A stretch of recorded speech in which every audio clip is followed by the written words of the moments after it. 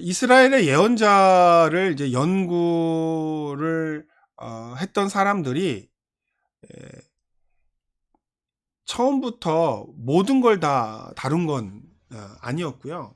예언자들을 이제 다루면서 처음에는 예언자들을 오경의 해석자로 생각을 했어요. 이스라엘 백성이 하나님의 심판을 받아야 하는데, 왜 받아야 하냐면 오경에 있는 하나님의 율법을, 토라를 지키지 않았기 때문에 그랬던 거죠. 그래서 이스라엘 예언자는 오경의 해석자로 보게 된 거죠. 오경에 기록되어 있는 그 말씀을 해석하는 사람들로 이해를 한 거죠. 그러다 보니까 또 한쪽의 무리에서는 오경의 해석자, 그러니까 오경의 해석자가 아니라 오경을 선도한 사람들이다라고 하는 주장들이 나왔어요. 예를 들면 예언자가 하나님의 말씀을 선포할 때 그들의 말씀의 근거가 오경이 아니라 오경보다 훨씬 더 앞섰었던 시대에 였다라고 하는 학자들의 그 주장이 있었어요. 지금 설명하면 되게 좀 복잡하지만 어쨌든 간에 예언자를 그러니까 오경 다음에 둘 것이냐 아니면 오경 앞에 둘 것이냐를 논쟁하던 시절이 있었다라고 하는 것을 말씀을 좀 드리고요. 그 다음에 예언자의 독창성에 주목하던 시기가 있습니다. 예언자의 독창성은 이제 뭐냐면 이게 개인성이라고도, 그 퍼스널리티라고도 볼 수가 있는데, 예언자가 굉장히 독특한 사람인 거예요. 그 당시에 같이 살았던 이스라엘 백성과도 좀 차별이 되고 약간 그들과 어울리지 않는 어떤 나름대로의 어떤 그 독특성이 있는 거예요. 그래서 그 개인성, 그러니까 각각의 예언자들이 누구인가에 관심을 가졌던 그 시기가 있습니다. 그래서 예언자의 그 공통된 특징이라든지 예언의 어떤 그 고대 근동과 비교했을 때의 어떤 나름대로의 독특함을 찾아내기보다는 예언자 자신에 대해서, 그러니까 예언자 개인에 대해서 관심을 기울이던 시기가 있었다는 거예요. 그런데 여러분, 성경은요, 예언자에 대해서 관심이 있을까요, 없을까요? 성경은 예언자에 대해서 관심이 있을까요, 없을까요? 처음에는 성경이 그 예언자 개인에 대해서 관심을 갖고 있을 거다라고 생각하실 수 있는데, 가만히 보십시오. 예언자에 관련된 정보가 많지 않아요. 언제 어디서 누구에게 태어나서 누구와 결혼하고 누구를 낳았다, 이 모든 정보가 다 있는 게 없습니다.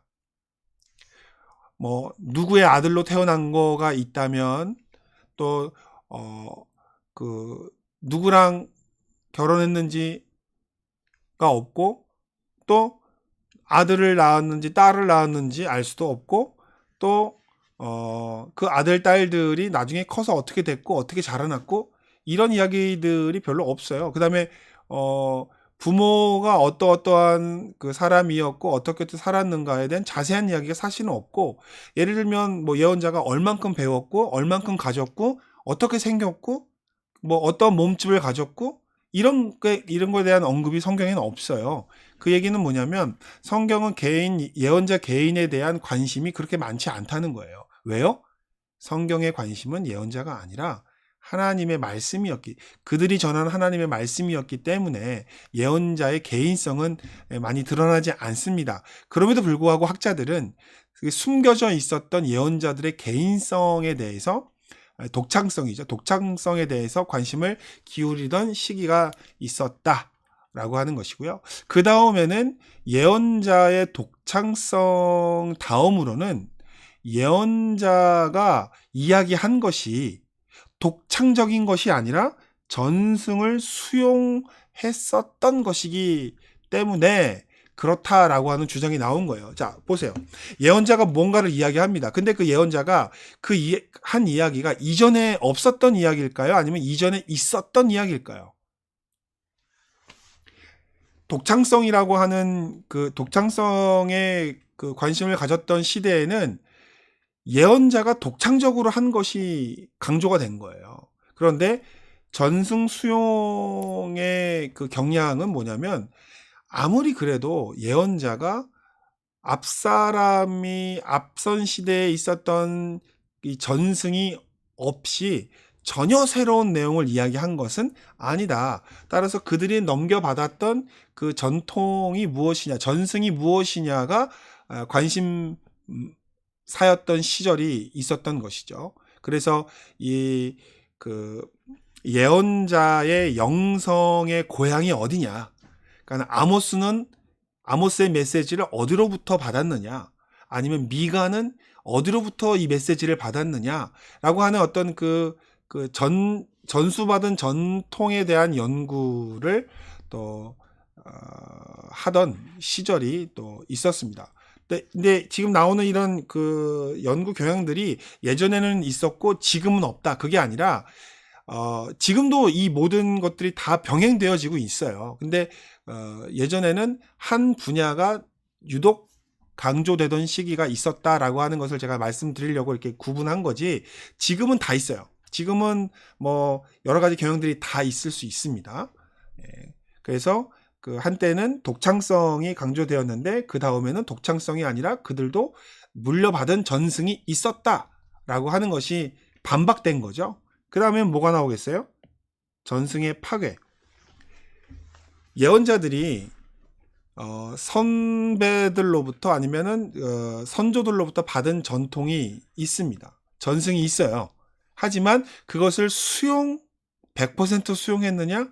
아니다. 그것을 변혁시킵니다. 완전 뒤집어 엎어버리는 거죠. 완전 파괴를 하는 거죠. 그런 면에서는 전승의 수용보다는 독창성으로 다시 회귀하는 경향이죠. 예를 들면 뭐냐면, 자, 이스라엘의 시온성이 망하지 않는다라고 하는 것은 시온 전승이라고 그래요. 시온 전승. 하나님의 이름을 두신 곳, 하나님이 계신 곳, 하나님이 지켜주시는 시온성은 절대 망하지 않는다. 이게 바로 시온 전승이에요. 자, 이 시온 전승을 받아요. 누가 받습니까? 예언자들이 받습니다. 대표적으로 예레미야가 받아요. 그러면 예레미야가 그러거든요. 예레미야 7장 4절에 가보면은 야훼의 성전이라 하는 거짓말을 믿지 말라 라고 얘기합니다. 야훼의 성전이기 때문에 시온이 망하지 않는다라고 하는 이야기를 믿지 말라는 거예요. 그 얘기는 뭐냐면 예레미야는 시온 전승을 알고 있습니다. 그렇기 때문에 야훼의 성전이라는 말을, 거짓말을 믿지 말라라고 이야기하는 것이죠. 알고 있으니까. 이 전승의 수용입니다. 그런데 야훼 하나님이 계신 성전은 망하지 않아라고 하는 그 전승을 수용만 합니까? 아니죠. 뒤집어 엎죠. 어떻게 뒤집어 엎어요? 망할 거다라는 거예요. 돌 위에 돌 하나가 남지 않게끔 망하게 될 거라는 거죠. 수용을 하고 인용을 합니다. 하지만 거기서 멈추지 않고 그걸 뒤집어서 파괴하는 역할을 했죠. 그러면 예언자는 수용자입니까? 아니면 창조적인 해석을 한 겁니까? 네. 창조적인 해석이고 파괴를 한 거죠. 그러니까는 예언자의 또 이 전승의 수용이 강조되는 게 아니라 전승을 수용하고 비판하고 발전시켰던 예언자의 어떤 그 예언자적 시각이 또 부각이 되었던 것이죠. 그리고 여섯 번째는 예언이 만들어지고 예언이 있었던 그 사회적 배경이 무엇이냐? 그러니까 사회학적 연구 분야가 개발이 됐습니다. 그래서 예언이 그 이스라엘 고대 사회에서 갖고 있었던 사회적 기능이 무엇이냐? 결론적으로 이야기하자면 고대에 있었던 예언자들은요, 예언은 사회를 이렇게 하나로 만드는, 이 하나를 연합하게 만드는 역할을 한 거예요. 그래서 분열되어 있는 여론을 하나로 만들기 위해서 신의 계시를 나타내거나 신의 말씀을 증거해서 사람들로 하여금 하나 되게 하는 기능이 있었다. 뭐 이런 식으로 해석하는 사회학적 연구가 또 한동안 유행을 했었습니다. 그래서 이스라엘 예언자들이 가지고 있는 사회적인 역할이 무엇이었느냐라고 이야기하면서 또 뭐 이런 얘기도 하죠. 남쪽에 있는 예언자와 북쪽에 있는 예언자가 또 다릅니다. 예, 남쪽에 있는 예언자와 북쪽에 있는 예언자가 또 달라요. 호칭도 다르고 또 역할도 다르고. 그러면 왜 남쪽에 있는 예언자들은 이런 얘기를 했고 북쪽에 있는 예언자들은 왜 북쪽을 이야기를 했느냐. 자 보세요. 이스라엘이 남유다와 북이스라엘로 분열되잖아요. 그러면 남쪽에 있는 예언자들의 활동과 북쪽에 있는 예언자들의 활동이 똑같을까요?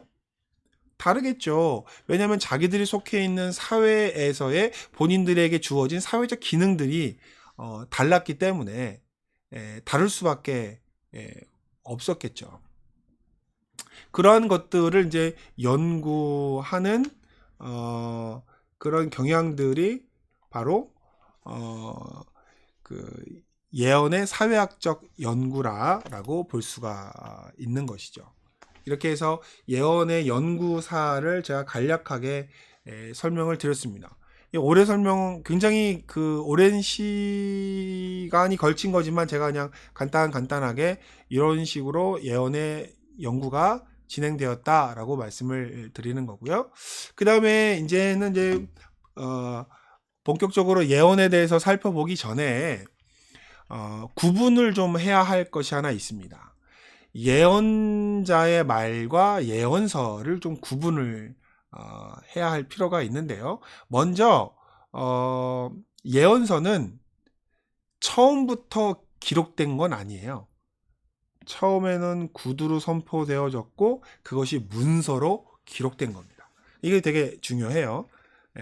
예언의 시작은 보통 구두 선포가 먼저고 기록이 나중이다 라고 하는 것을 인지를 좀 해야 되고요. 그 다음에 그 문서의 기록 목적을 더 한번 살펴봐야 되는데 예언자들이 왜 예언자들의 말이 왜 모아졌을까요? 예언서가 왜 만들어졌을까요?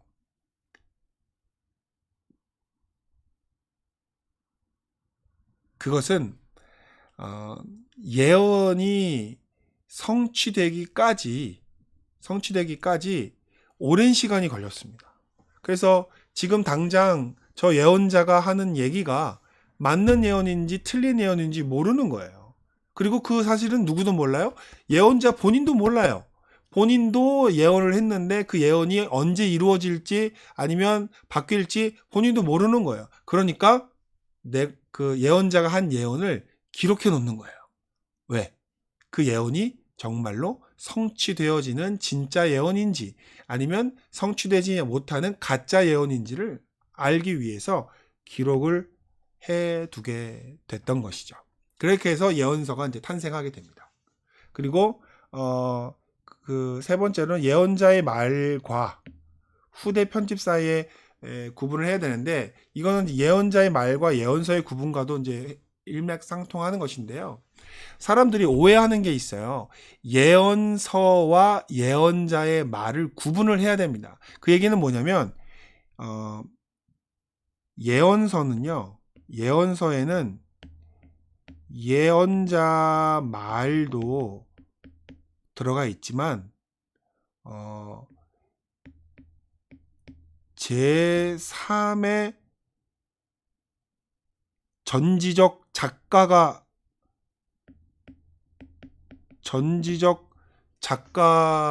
들어가 있습니다. 여기 화면이 바뀌었네. 화면을 좀 옮겨볼게요. 일로 옮겨보겠습니다. 예언자의 말과 제3자의 전지적 시점을 갖고 있는 화자가 등장합니다. 보세요. 예언서에 예언자 스스로의 말만 기록되어 있는 게 아니에요. 예언자 아닌 사람의 말도 플러스가 되어 있습니다. 따라서 예언서에는 예언자의 말과 또 다른 사람의 목소리가 들어가 있다라고 하는 것을 반드시 기억하셔야 돼요. 그러니까 예언서 전체가 다 하나님이 주신 말씀은 아닌 거예요. 하나님이 주신 말씀은 예언자가 선포한 말이잖아요. 그런데 거기에는 예언자가 설명한 말도 있고 또 다른 제3의 저자, 그러니까 성경 예언자의 말을 받아 적은 사람이 아니면 그걸 모은 사람의 말이 들어가 있을 수 있죠. 근데 이거는 뭐 예를 들면 예레미야에게는 서기관이 있었죠. 누구죠? 바룩입니다. 예레미야가 이야기하면 예레미야의 이야기를 바룩이 받아 적었습니다. 그러면 받아 적을 때 받아 적고 모으는 작업을 누가 했을까요?